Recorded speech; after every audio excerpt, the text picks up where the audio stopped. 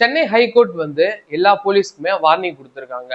என்னதான் அப்படின்னா, இப்ப வந்து ஒருத்தவங்க அரெஸ்ட் ஆகி வராங்க அப்படின்னா அவங்களுக்கு வந்து கையிலயாவது கால்லையாவது மாவு கட்டு போட்டு தான் கோர்ட்டுக்கு வந்து கூட்டிட்டு போறாங்க.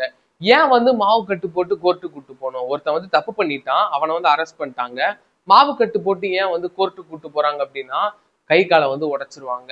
கோர்ட்ல வந்து சொல்றது என்னவா இருக்கும் அப்படின்னா, அவங்க தப்பி ஓடுனாங்க, விழுந்துட்டாங்க, பாத்ரூம்ல வலிக்கு விழுந்துட்டாங்க ஸ்டேஷன்ல அப்படின்ற மாதிரி சொல்லி வந்து சொல்றதா வந்து நிறைய நியூஸ்ல வந்து பார்த்திருப்போம்.